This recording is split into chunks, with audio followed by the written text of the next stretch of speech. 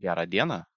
Tai yra Bostono krabas, kuris pirmą kartą savo karjeroje praleido vienas lenktynes per šitos mažiau negu pusantro sezono.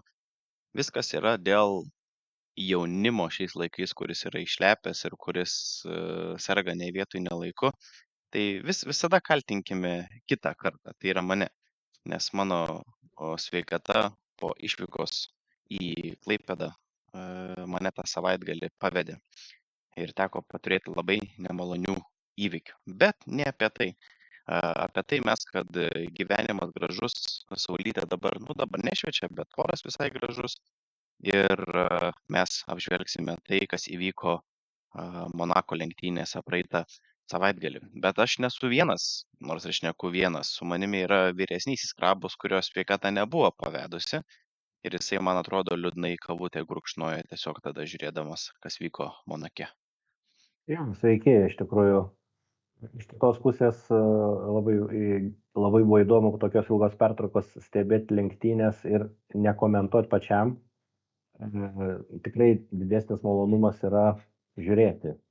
Nu, ne tai, kad didesnis malonumas, bet žiūroviškai kalbant, tu klausai, tu žiūri. Aišku, iš kitos pusės aš pagalvojau, kai buvo perinant prie lenktynių, tai kai buvo sustabdyta po pirmo rato avarijos, reiškia, ir raudona vėliava ir labai ilgai, tai kažin ką mes būtumėm kalbėję, taip jau pagalvojau, kad gal ir gerai, kad reikia komentuoti. Na ir šiaip, jeigu taip aplamai imant, buvo mažai lenkimų, kas standartiškai yra Monake, tose panašiose lietose miesto trasos, ypač kai siauresnės gatvės.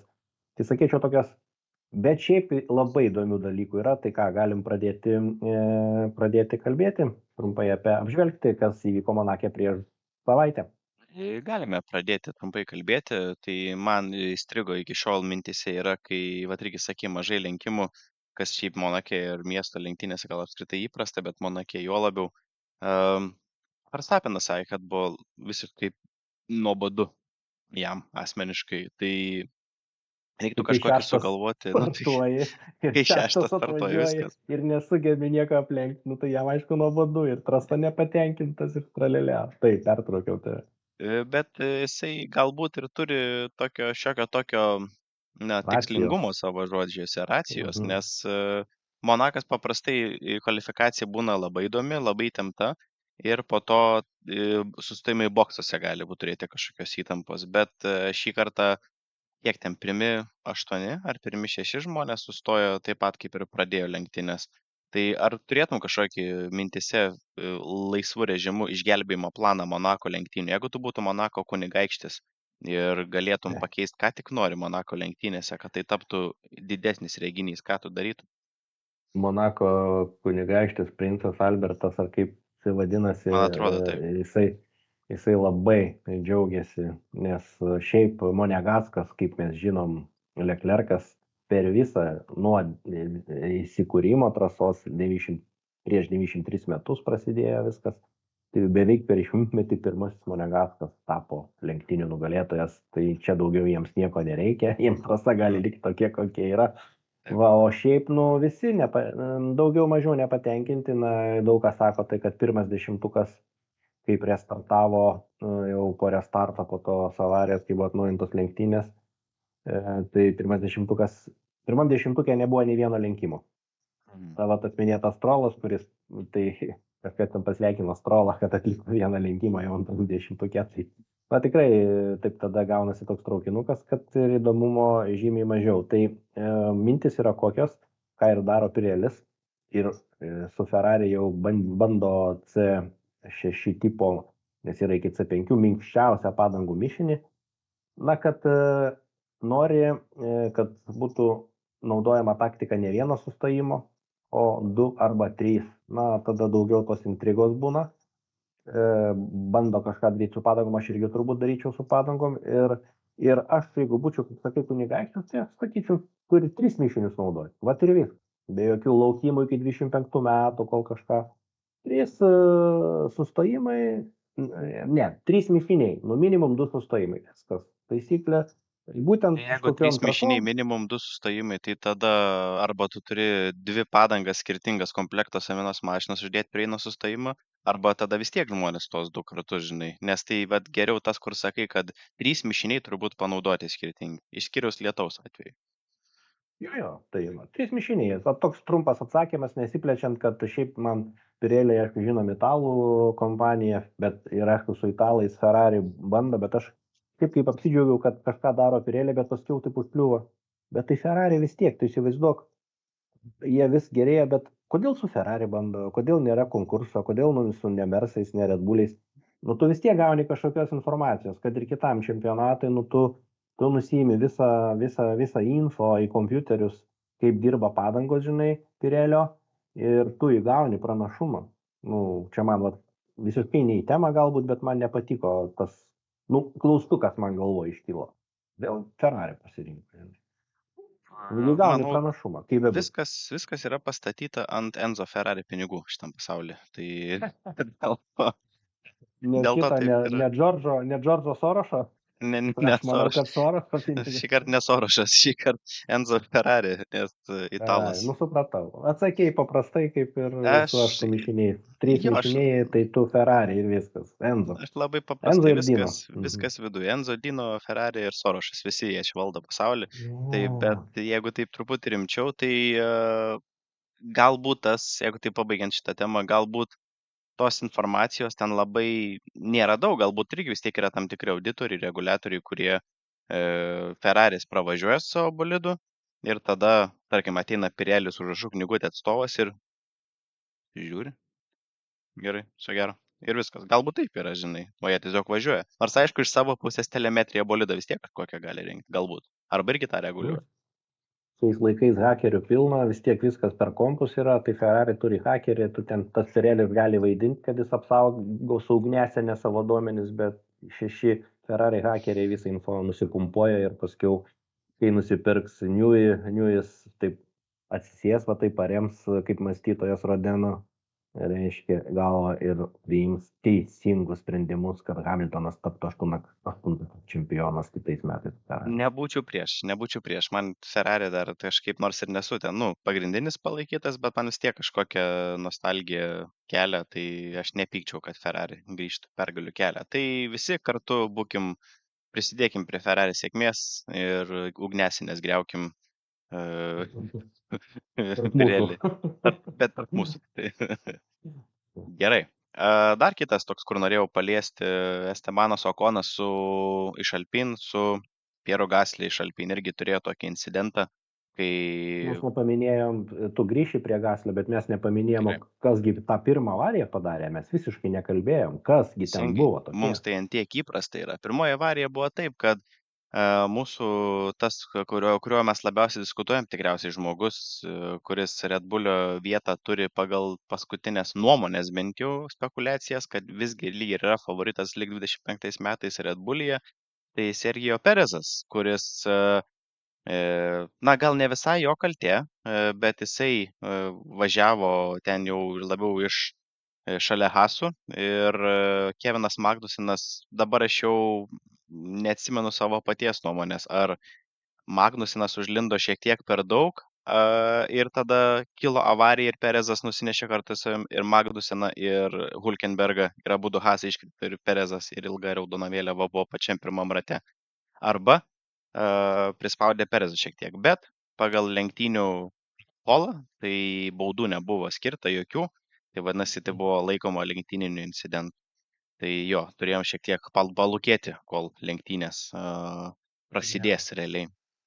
Tai Hasam nepasisekė, iš paskos gyvažiavo mūsų pusiau lietuvis Hulkenbergas, kuris nukentėjo to susidūrimo metu, lyg tai atrodė, kad jis jau prašoks pro beskrė. Žinai, kai būna filmai apie žvaigždžių karai, kosminis laivas ir pipuliai eina į šonus, o koks nors mažas laiviukas bando pralysti, kol dar jo nepažeidė, bet Hulkenbergas nespėjo pralysti irgi gavo taip, kad ir jis abu Hasai išėjo iš rikiuotės. O mano nuomonė, kad tikrai lenktyninis incidentas, važiavo Perezas truputį priekyje, bet buvo pakankamai ir Magnusenas jau per pusę korpuso, tai, na, Peresas galvojo, kad Magnussenai tu turi paspausti stabdį ir atsilikti labiau, kai tuo tarpu Magnussenas neprisima kaltės, sako jo komentaras, kad na, vietos Peresai tau buvo važiuoti, ten iš tikrųjų buvo vietos, kad nereiktų jau taip spausti, jau tokia lenktyninė trajektorija, kad galėjai neprovokuoti ir pats pakliuvai, galėjai neprovokuoti avarijos, galėjai truputį man daugiau vietos palikti ir būtumėm kartu pravažiavę. Tai žinai, tikrai lenktynis incidentas, tai abu Hasai nukalti buvo, reiškia, ir Peresas. Na, kaip yra, bet primenam, kad Peresas visai nepasisekė kvalifikacijai, jisai kodėl su Hasai, tai gale, startavo gale, tai iš vis kvalifikavosi labai prastai Red Bullis, todėl... Išėjo iš pirmos kvalifikacijos, man atrodo, ne? Ja. Nu tai galim pereiti prie tada Okono, kaip tu minėjai, tuo pačiu metu nukentėjo ir du Alpinai, ir Okonas, ten daug visokių dalykų įdomių buvo. Atrodė vieną akimirką, kad 5 bolidai po pirmo rato nebetęs lenktynių, bet netęsė tik vienas iš Alpin, bet vis tiek kažkur 4 vienu metu. Tai Okonas, jisai ten vienam iš, neprisiminsiu, kuris ten posūkis yra, bet posūkis prieš jį važiuojant į tą garažą, vos nepasakiau. Nu, tas toksai, kur stogas virš galvos, toksai geležinio vilko gatvė, vienu žodžiu. Tai šitai prieš įvažiuojant į geležinio vilko tunelį, irgi Gaslis važiuoja šiek priekį ir Okonas tiesiog va taip palindo iš principo po bolidu. Ir tada ar tai užšoko ant bolidų, dabar po to realiai bolidą taip susilamdė, atrodė viskas iš pažiūros sveikai, bet visgi nebegalėjo tęsti lenktynių, nes per daug bolidas jau sukratytas, ten buvo kaip manų košė indelė kokiam karštam nešantis į darbą. Ir daug buvo nuomonė apie tai. Man irgi nuomonė buvo, ko tu ten lindai, koks tikslas, nes ypač kai Alpin tų verkiant reikia taškų, dabar yra irgi šioks toks atskleidimas įvykių prieš paskutinį šiuo metu kaip konstruktorių tauriai, tai jau nebėra ten ketvirti nuo galo, tai jiems, kiekvienas taškas yra gyvybiškai svarbus ir buvo daug nuomonių apie tai, kad Estebanas Okonas, buvo prisimenama, koks jis agresyvus kaip vairuotojas, kaip su Alonso labai pykosi anksčiau. Vienu žodžiu, viskas buvo iš tamsiausių užkaburių nešama ir visai vertinama blogai. Tai Okonas įdėjo į Instagramą, į savo socialinį mediją tokią kaip ilgesnį tokį tekstą, kad jeigu taip trumpai sureziumuojant, daug buvo pasakyta apie mane po Monako lenktynių, bet labai aš savo ten klaidų esu padaręs, bet aš tuo pačiu labai mane liūdina, kiek daug nepagrįstos kritikos ir tokios, net kritika netgi ne tas žodis, o sakyčiau toks, žinau, kaip internete komentarai veikia ir komentatoriai, kurie slepiasi už anonimiškumo kaukių ir kokias žinutes rašinėja atletams, tai čia tikriausiai nereikia daug įsivaizduoti, labai toliai įsivaizduoti. Tai šiek tiek apie savo reziumė papasakoja ir kad, vienu žodžiu, jo galva, jisai visiškai Pierą gerbė kaip komandos draugą ir varžovą ir mes liekam profesionalais, bet sako, nereikia taip iki tokios nuklysti kraštutinumus, jis taip sako.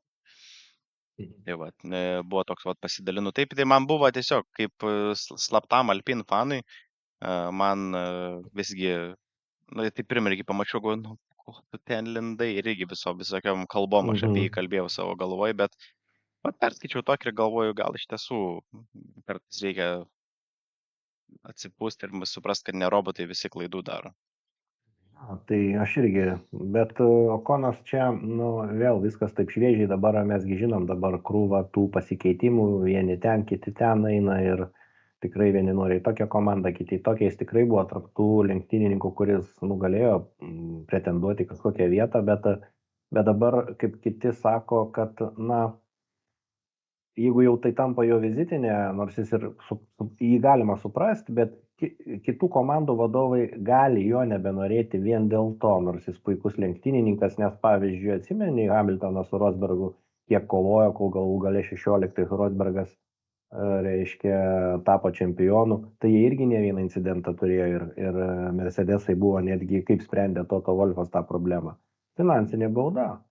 Kiek kainuos šitas sutaisimas bolido sugadinta, tiek reiškia ir, reiškia, vos ne, nors ten ir milijonus gauna uždarbį, bet būk malonus, reiškia, jeigu tu su komandos draugų nesugebė sutarti, Tai jau buvo gandai, kad komanda taip supyko dėl Okono Alpin, kad net galvojo, kad neišleisti jo startuoti Kanadoje savo atsarginį.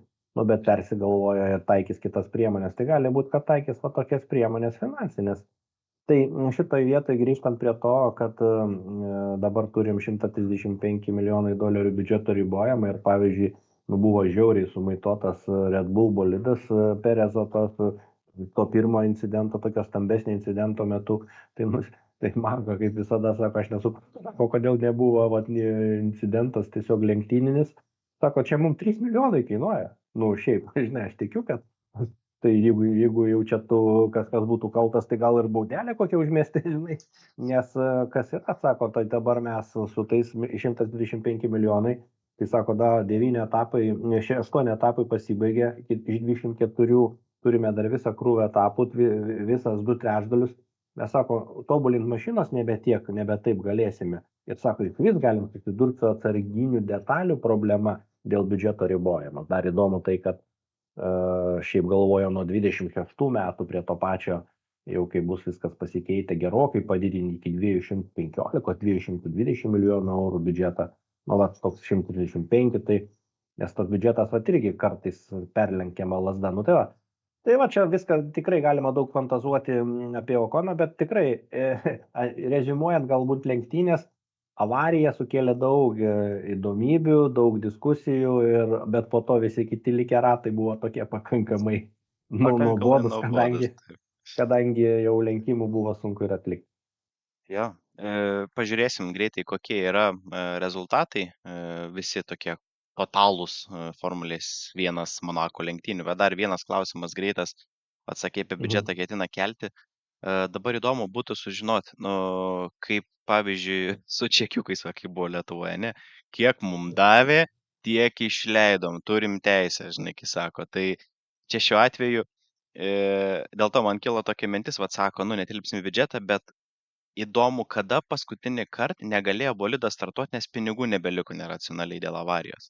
Nes jeigu viskas tu visada tilpi tos rėmus, tai tie rėmai tada gerai, kad tu per daug neįsijaustum ir netaškytum pinigų. Jis tiesiog paverkė dėl to, kad nebegali tobulinti. Tada tu mastai, kiek liko, tu tada tiesiog naudoji, nebetobulini, tu senas detalės, kaip sakyti, naudoji, senus tam ar jėgainė nebetobulini, ar dar kokį variantą, tu tiesiog arba užsidedi iš vis 14 metų versiją sparno, iš sandėlio ištraukė. Jau su voratinkliais. 16 ir važiuoja. Tai taip startuoti gali, aišku. Nebus, kad komanda negali startuoti, bet koks tada tavo greitis, kai dėl kiekvienos tūkstantosios čia, žinai, kovoja. Bet šiaip tai smagu, kad akcentas toks, kad prieš pasidalinant, kad viskas Ferrari kažkaip, tas ne Ferrari, ir Verstappenas, ir Red Bulliai kaip ir nebedominuoja jau. Kaip ir jau nuo praeitų lenktynių. Yra tas toks pokytis iš tiesų matomas, aišku, žiūrėsim, kiek jis laiko yra kiek galima į laiko išlaikyti. Tai aišku, tikriausiai nėra dar didžiulių iliuzijų, kad bus kas kitas, o ne Verstappenas čempionas, bet visgi tai suteikia šiokį tokį, kad gal čia jau galima ir kažkaip mąstyti kažką galbūt.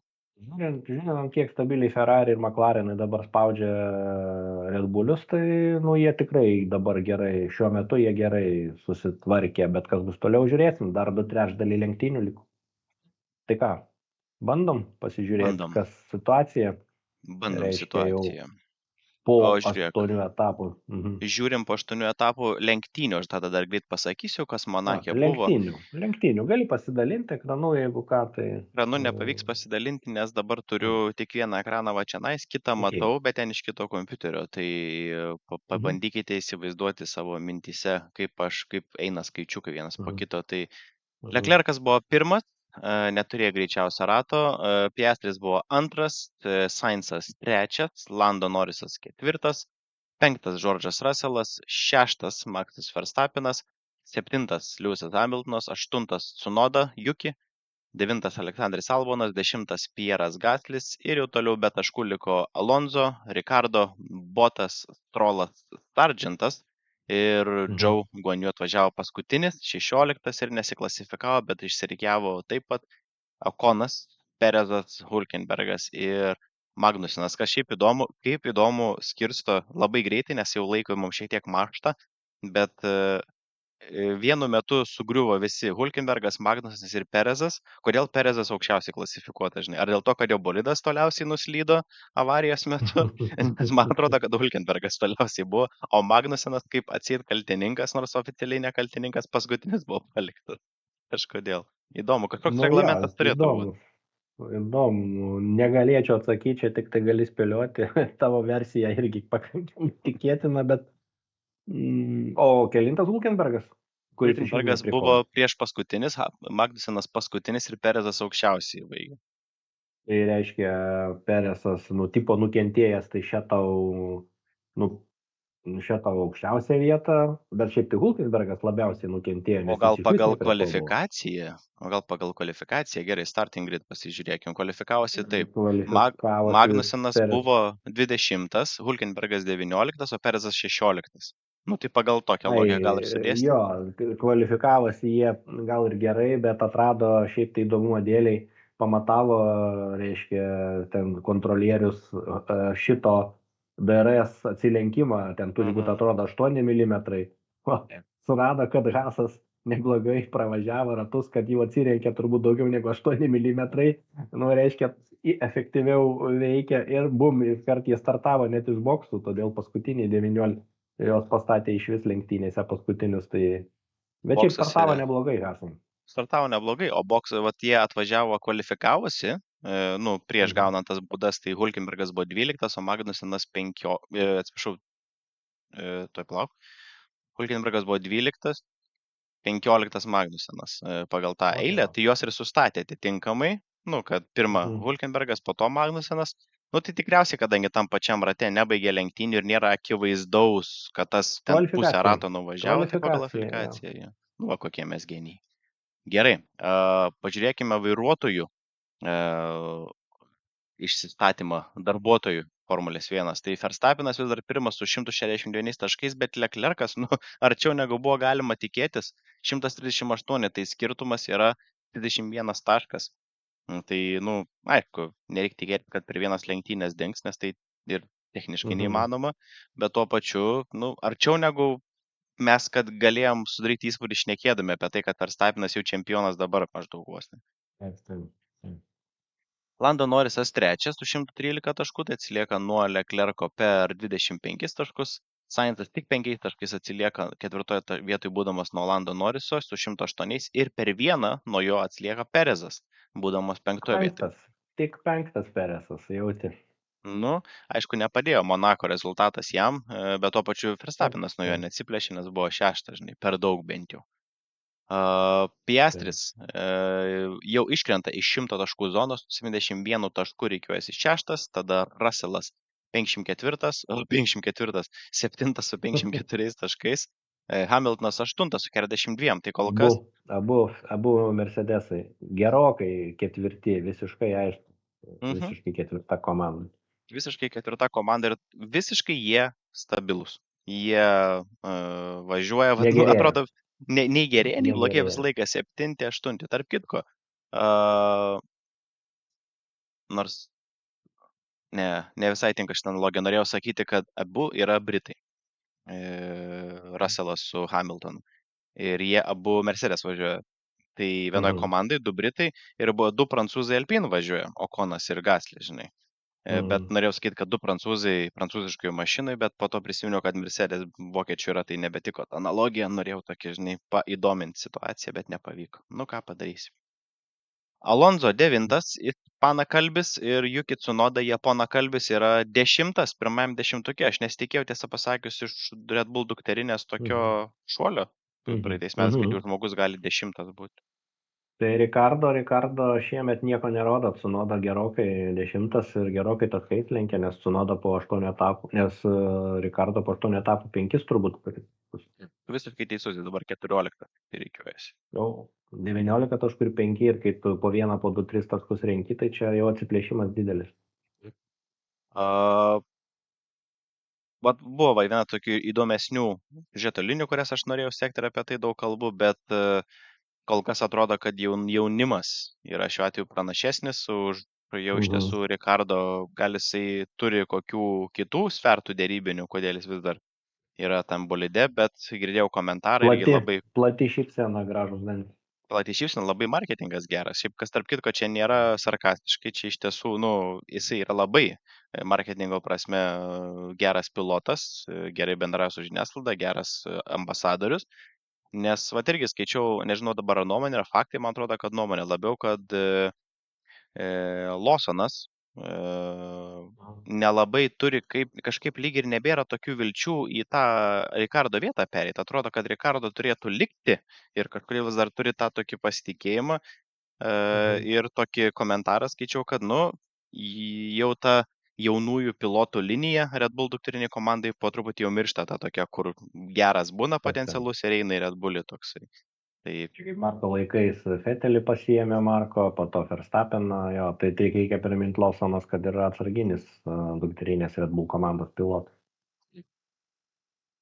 Strolas 11, Oliveris Bermanas, kuris važiavo tik vienas lenktynės, vis dar drąsiai 12 su Ferrari 6 taškais. Ir tiek pat turi Ked Hulkenbergas 6 taškais, kuris yra 13. Ricardo, kaip minėjome, yra 14. Albonas 15 su 2 taškais Williams. Po truputį kažkaip, Williams irgi gauna šiokį tokį postumį ir be galo svarbus taškai, nes dabar jie iššoka iš tų nulio zonos. Ir dabar, Williams vėl tokie, kur anksčiau būdavo tamsieji arkliukai, kur galėtų vieną kitą tašką paimti sėkmės progą, tai čia pagaliau kažkas tas įvyko. Estebanas Okonas apkalbėtas, apmylėtas 16 su 1 tašku, irgi 1 tašką turi Magnusinas 17, prie 4 tas atsilieka nuo Komandžioko Hulkenbergo, Gaslis 18 su 1 tašku ir 19 Zhou Guanyu su 0 taškų, 20 Botas su 0 taškų, tai iš herojaus į nuliuką. Valteris Botas, Mercedes buvo 2, o dabar 20. Įdėmėsi, kad po 8 etapų, reiškia, vienintelė komanda, kurios pilotai su 0 taškų Zhou ir Botas, ko aš vadinu Zauberiais, 0 taškų turi. Visi turi nors po vieną, dar turi Loganas Sargentas, dar turi iš Williams irgi 0 taškų, bet jis rikuojasi 21, nes jį išstumė Bermanas už 20 ribų. Jo, bet aš čia gal labiau apie komandas norėjau pasakyti, kad vienintelė komanda, kuri neturi dar taškų, Zauberis. Teisingai. Nesitikėjau, kad bus taip blogai, bet tuo pačiu pamačius, o gal ir tikėjausi, aš kažkada čia buvau užmetęs akį, vėl pamiršau, kaip aš prognozavau, bet man atrodo, galbūt aš prognozavau paskutinį vietą Zauberį. Nes kai jie buvo Alfa Romeo, tai... Pasižiūrėti. Bus įdomu. Tai tada dar gal trumpai konstruktorių įskaita 10 vietų. Trumpai konstruktoriai. Red Bullis pirmas su 276 taškais. Ir Ferrari antroje vietoje pakankamai arti, atsilieka per 24 taškus su 252. Tai visai nedaug, ypač kai 2 bolidai skaitosi. Tai tas stabilumas ir Perezo tas toks atkritimas kartėlinis galėtų gal konstruktorių taurę bandyti pagerinti.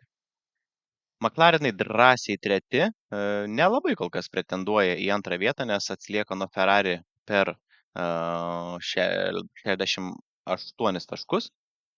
Ir Mercedes jau tada yra drąsiai 4, atsilieka, jau netoli 100 taškų nuo McLarenų ir 5 vietoje esantis Aston Martin jau per 52 taškus atsilieka nuo Mercedes, o kuo žemiau, tuo tie taškai yra sunkiau gaunami. Tai irgi tokias pakankamai pirmas 5-tukas aiškiai išsidėstęs savo galimybių ribose, bet Ferrari dar gali įkasti.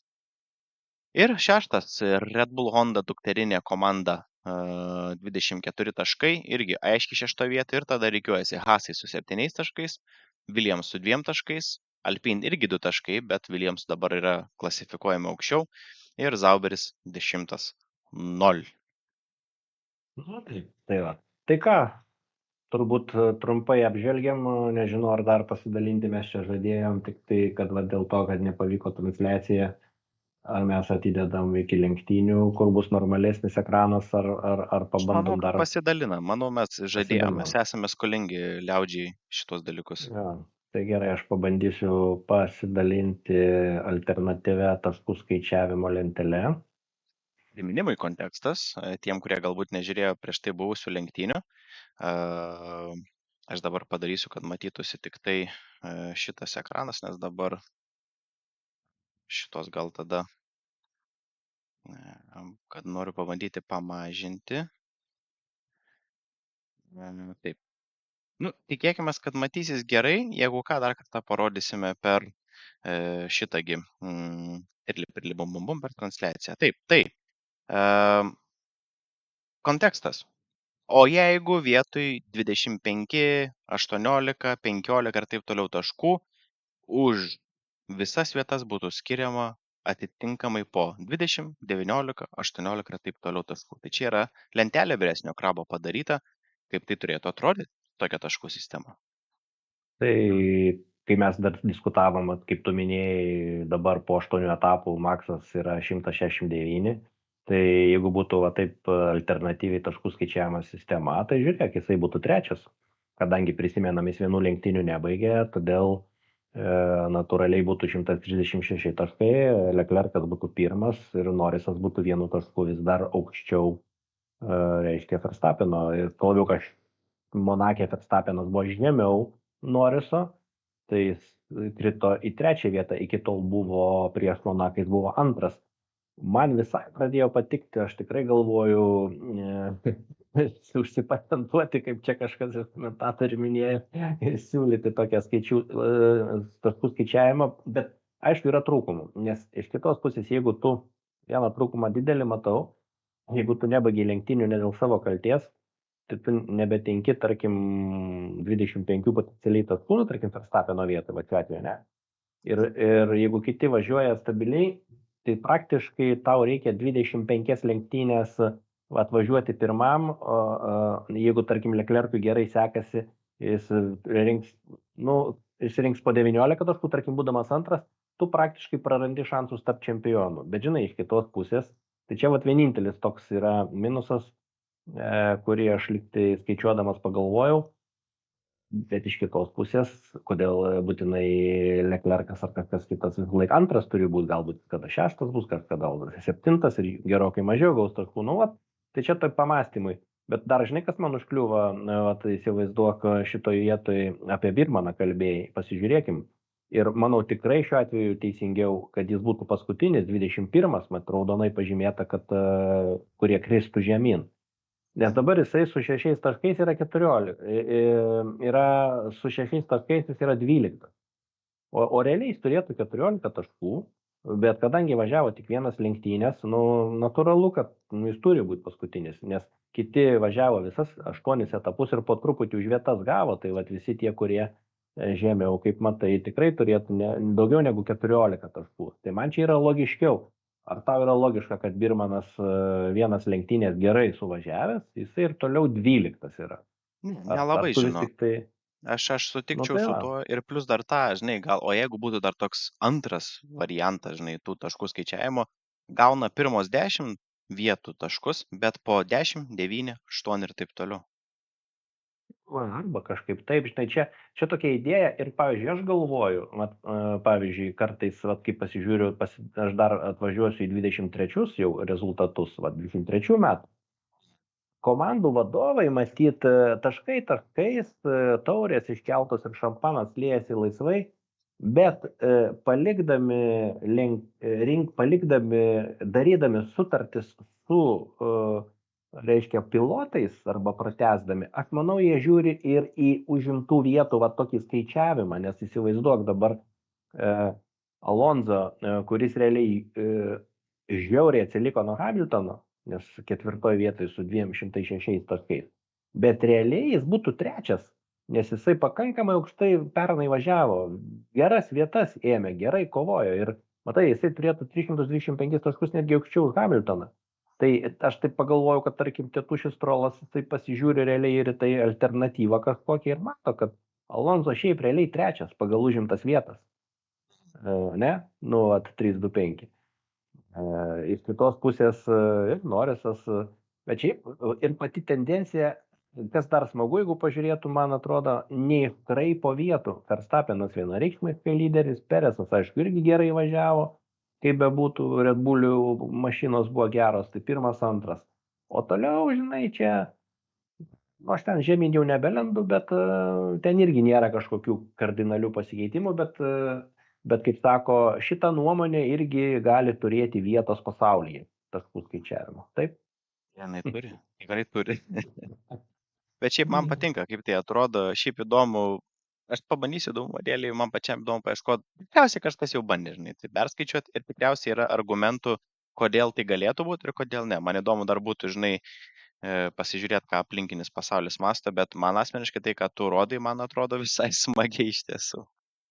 Jo, tai vat, tai jeigu kažkam dar kažkas tokių minčių turės, tai palikit komentaruose, kaip jums atrodo, kokias jūs siūlytumėt skaičiavimo sistemas įdomesnės, galbūt, kad nebūtų iš anksto žinoma čempionato nugalėtojas, arba kad kova būtų įdomesnė ne tik, mes turim galvoti ne tik apie trasų tenai kažkokį tobulinimo bolidų, padangų, sustojimų skaičių, bet ir taškai labai daug lemia, kaip turinki taškus.